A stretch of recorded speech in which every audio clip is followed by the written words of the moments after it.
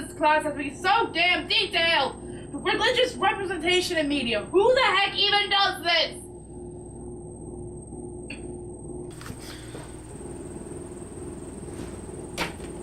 The hell? The frick?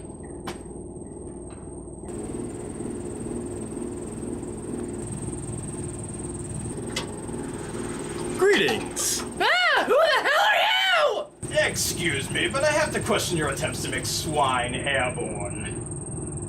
What? Big swine. Oh. Wait, no. Who the hell are you? I'm here to help. I am the voice of logic and reason in times of need. An exploration of religion in media. Fascinating. Have you considered the insufferable Christianizing of mythology for easier consumption?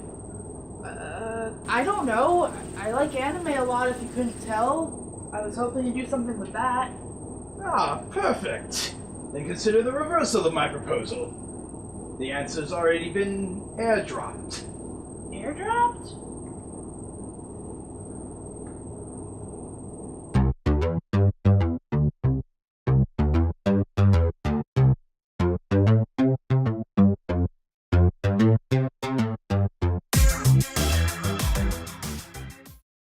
So the 7 deadly sins. They are a concept of Catholic dogma that is meant to teach us the worst of humanity that will ultimately lead to damnation. According to Dante, they are, in order, lust, gluttony, greed, sloth, wrath, envy, and pride.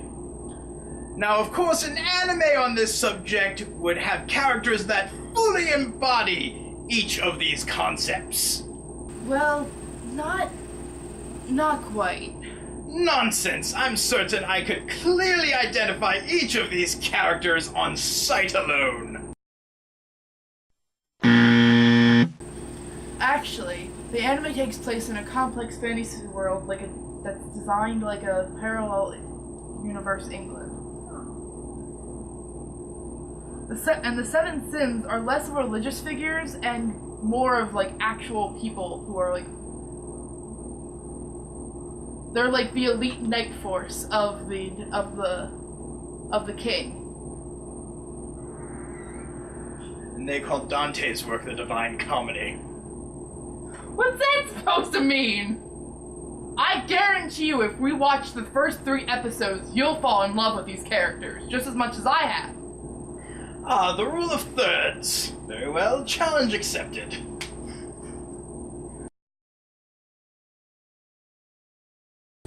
So? Well, it's a far cry from Dante. Oh, come on, you enjoyed it. Well, taking it by an episode-by-episode analysis, the first one does a good job of setting up our premise, that being to look for the other sins, but more so, we get fine character introduction. Exactly. We begin at the fall of the kingdom capital. Dead knights everywhere. Our protagonist seems to be a fresh young soldier, horrified by the carnage before him. Then, we cut to a mirror. 10 years later? What did they decide to do? Go on vacation? Well, the officer's gone. Let's go to the beach. Well, tell us how you really feel. Don't mind if I do. Oh no. We cut to a bar where we find this young man does good business on his booze, but can't work an oven to save his life. Luckily, though, he has a pet talking pig. It's talk. Bird named Pig? I'll allow it. The bar is busy with chatter about the 7 deadly sins, who are accused of committing the crimes 10 years earlier. We see wanted posters for each of them. Suddenly someone who may be one of the infamous sins comes into the bar. Stumbles in, more like. Excuse me, sir. I believe you've had one too many already. The night falls to reveal a beautiful girl inside, after she scares literally every patron inside the bar away, except for the bartender. Oh, excuse me, ma'am, but I do believe you've had one too many already. This is the real starting point for the show, where both of the primary characters meet. Wait, These are the protagonists? Yes. Then who the hell was that vacation boy at the start? The bar owner takes her in and helps her get comfortable. This is where we learn an integral character trait of our young protagonist. He's an absolute pervert. Exceedingly so. But even more confusing, she seems perfectly fine with it. She's a sheltered child! Moving forward.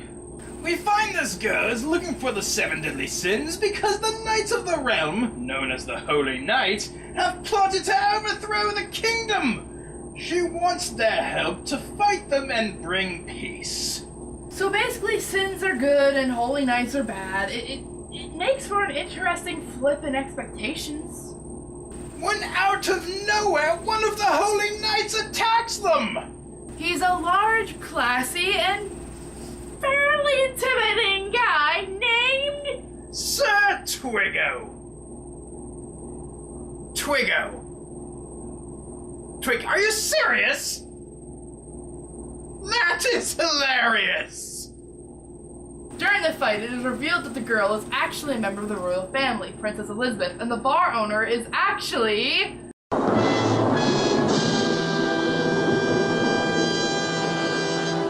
Yes, as it turns out, Mr. Happy-Go-Lucky is really the most dangerous one of all! The Dragon Sin of Wrath. It's just a continuation of the flipping of expectations. A tad cliche, but a good one nevertheless. I'll allow it. Meliodas defeats Twiggo and decides he and Elizabeth will go off in search of the other sins. This leads to episode 2. We begin with the coup of the Holy Knights. Then almost immediately we cut to the critical scene of... Pig! Giant pig! Oh, that's Hot's mom. She carries a tavern around. I feel like you shouldn't be so nonchalant about this. In this episode, we move to a new village, famous for its beer. But unfortunately, a holy knight has enchanted a sword and stuck it in the ground, stopping the water flow coming in. A young child named Mead, fantastic, is the source of this anguish because he stood up to the Holy Knight for insulting the town. And Elizabeth drops a bomb of information on us that they try to slip in very subtly. She was adopted by the king. Adopted, you say? Some soldiers that worked for the Holy Knight continue to taunt the villagers, but it just helps them rally together. Try as they may, though, only another Holy Knight would ever be strong enough to pull out the sword. Arthurian imagery. Interesting. It's at this moment Meliodas utters some truly profound words.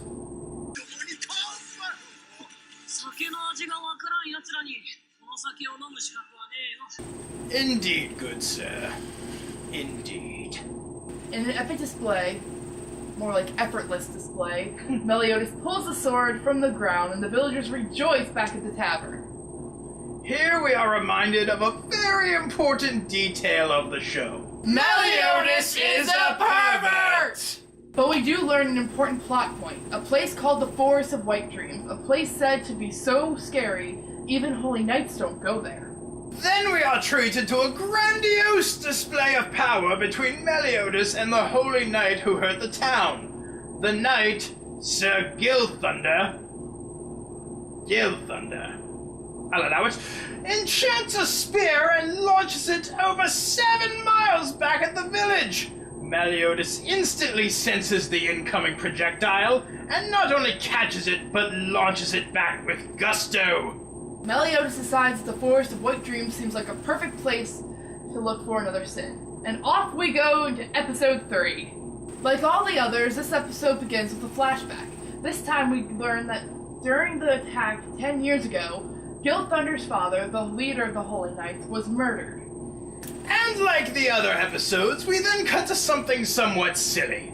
This time, it's our altruistic trio venturing into the forest. As they walk deeper into the forest, Elizabeth is startled by the sudden loss of her undergarments. Some creatures with the ability to shapeshift try and scare off our heroes, But with the help of Elizabeth's missing clothes, they escape, and the creatures end up leading them right to a young woman sleeping in the middle of the... So there are giants now! That's a thing? It turns out one of these giants is one of the sins! The sin of envy, Lady Diane. She'll be our resident yandere. Because every show seems to need at least one? But violent, unrequited love will have to wait, as our heroes are attacked by Gil Thunder. Gil Thunder wants to fight the Sins to avenge his father's death. He, like so many others, believes that the Sins are responsible for the incidents of what happened 10 years ago. Meliodas reveals that he can remember about the fatal day. In a flashback, we learn all the Sins were gathered together in the kingdom. They find the leader of the Holy Knights dead, and the tower that they're in is surrounded by Holy Knights ready to attack. The last thing he remembers is hearing the words, "Captain, I'm sorry." And then he wakes up in a cellar where he meets Hawk. Back to the action as Meliodas and Gil Thunder begin to fight!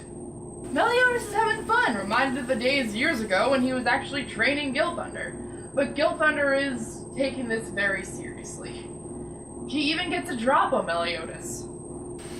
Or does he? Turns out Meliodas was playing possum just to learn the location of more of the sins. He gets off perfectly fine, thus ending episode 3. So these are the first 3 episodes of the 7 Deadly Sins. What do you think? Well, the first 3 episodes of a show are supposed to really grab you and hold you in. Our first episode sets up our characters and the overall premise. Our second episode reinforces the need to find the sins and helps set up the journey.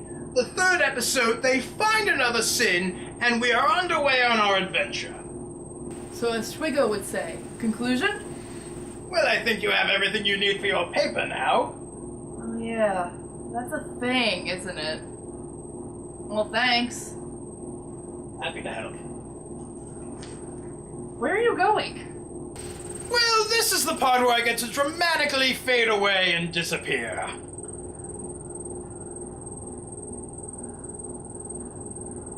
You're still there, aren't you? No! Get out of there! I just don't understand it. Usually after I've finished helping, I go away. Those are the rules. You must have a lot more work ahead of you. I have a lot more anime to discuss. Well, I suppose I'll be here a while then.